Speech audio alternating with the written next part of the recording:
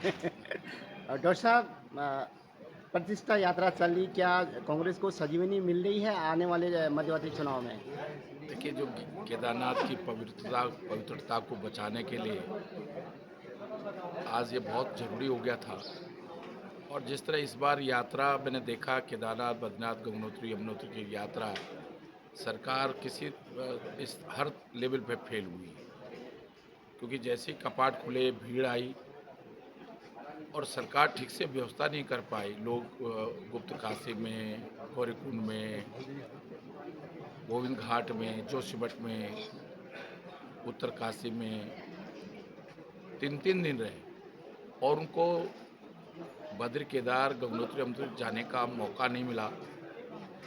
और जो निराश होकर लौटे, तो उन्होंने पूरे देश में ये बात फैलाई कि भाई यात्रा में बहुत दिक्कत है। और आप देखेंगे, आप बद्रीनाथ, गंगोत्री, यमुनोत्री से लेकर और हरिद्वार तक अगर जो छोटे-छोटे व्यापारी हैं, जो पूरे उम्मीद करते हैं कि यात्रा शुरू होगी, चाय का दुकान है, ठेली है, ढाबा है, सब्जी बेचने वाला है, फल बेचने वाला है, पूजा का सामान बेचने वाला है, जिनकी रोजी रोटी सिर्फ इस यात्रा पे चलती है, घोड़े खच्चर वाले हैं, पालकी वाले हैं, वो सब लोग बहुत निराश हैं। और ये कहीं न कहीं सरकार की बहुत बड़ी असफलता है। केदारनाथ में चाहे शंकराचार्य जी का मामला हो, चाहे सोना की चोरी का मामला हो, देखिए बहुत साफ है। या तो जिस व्यक्ति ने दान किया, उसको आपने फर्जी रसीद दी, इनकम टैक्स से बचने के लिए उसने कम सोना लगाया, पीतल लगाया। लेकिन उनका तो कहना है कि वो व्यक्ति तो सामने नहीं आ रहा है। बद्री केदार मंदिर समिति के जो चेयरमैन है, उनका कहना है कि वो व्यक्ति सामने नहीं आना चाहते हैं और अपना नाम गोपनीय रखना चाहते हैं। नहीं, मैं ये कह रहा हूँ कि जब माना उदाहरण के लिए कोई जितना भी सोना लगा और मंडी समिति से उसने रसीद ली होगी, इनकम टैक्स में जो 20% तो आय का रिबेट लिया जाता है कि सामाजिक संस्थाओं को दान किया गया, उसमें उसने रिबेट लिया होगा। अब या तो उस समय सोना लगा ही नहीं, या सोना फिर बाद में लगा तो बदल दिया गया। तो ये इसके देखिए, ये मंडी समिति मंदिर समिति के अध्यक्ष क्या कह रहे हैं, मैं इस बात पे टिप्पणी नहीं करना चाहता हूँ क्योंकि बहुत मेरा छोटा भाई है, बिल्कुल मेरे सामने बच्चा है, मैं कोई टिप्पणी नहीं करना चाहता हूँ। लेकिन ये आखिर ऐसा कैसे हो गया कि जब सोना लगा तो इतना किलो लगा और आज खुद ही आप कह रहे हो कि नहीं साहब, इतना सोना ही नहीं है। तो दूसरा कि शंकराचार्य जी का अपमान आप कर रहे हो। भाई, एक तरफ आप सनातनी बनते हो, धर्म की बात करते हो, सनातन धर्म की बात करते हो, और दूसरा कि अगर शंकराचार्य जी आपकी भाषा न बोलें तो आप उनको शंकराचार्य मानने के लिए तैयार नहीं हो। तो शंकराचार्य का ना कोई पार्टी होती है। शंकराचार्य का काम है सनातन धर्म की रक्षा करना, उसके लिए जो सही मानवीय दृष्टिकोण है उस उसको उसको मजबूत करना। अब आप सनातन के खिलाफ बोलोगे, तो मैं सोचता हूँ कि इस यात्रा से, जो पद यात्रा है, इससे निश्चित रूप से कई बार क्या होता है कि अ, लोग कह रहे हैं साहब कांग्रेस राजनीति कर रही है। मैं कह रहा हूँ हम राजनीतिक कार्यकर्ता हैं, राजनीतिक दल है।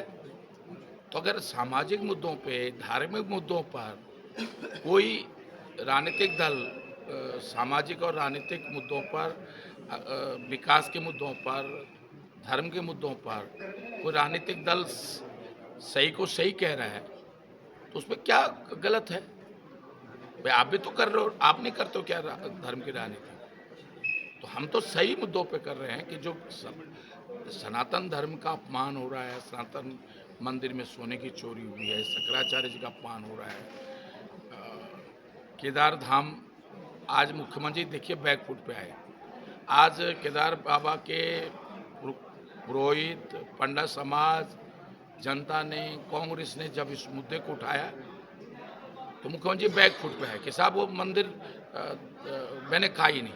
लेकिन अगर आप मुख्यमंत्री का भाषण सुनोगे, जब वो दिल्ली में केदार मंदिर के लोकार्पण शिलान्यास पे गए थे, तो उन्होंने कहा कि भाई जो लोग केदारनाथ नहीं जा सकते हैं, बुजुर्ग हैं, विकलांग हैं, वो केदार बाबा के दर्शन यहीं दिल्ली में कर लेंगे।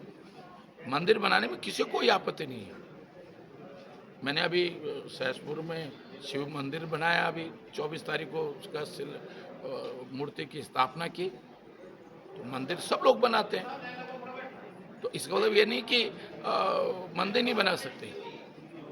मंदिर बनाने में किसी को कोई दिक्कत नहीं है, लेकिन जब आप कहें कि नहीं साहब, दूसरा मैं माने मुख्यमंत्री ने यात्रा का रूट बदलने की कोशिश करी। मैं क्षेत्रवाद की बात कभी नहीं करता हूं और मैं इस पक्ष में नहीं रहता हूं। पूरा उत्तराखंड एक है, लेकिन आप अगर केदार और बद्री केदार की जो यात्रा है उसका रूट बदलेंगे, जो आदिकाल से जो रूट था आप उसको बदलने की कोशिश करेंगे, तो देखिए स्वाभाविक है कि लोगों में, गढ़वाल के लोगों में जो इस केदार, गंगोत्री, यमुनोत्री, बद्रीनाथ पे जिनकी रास्ता है। आस्था है, उनको कष्ट होगा। अब ये कुछ चीज़ें हैं जो देखिए, मैं इस बात का हमेशा पक्षधर रहा हूँ। मैं देखिए क्षेत्र की बात बिल्कुल नहीं होनी। मैं जब मुझे मौका मिला, जब मैंने रुद्रप्रयाग जिला बनाया, तो मैंने चंपावत बागेश्वर जिला भी बनाया, मैंने उधम सिंह नगर जिला भी बनाया। जब मैंने पोखरी और गैरसैंण तहसील बनाई, तो मैंने बागेश्वर में कपकोट तहसील भी बनाई अपनी कलम से।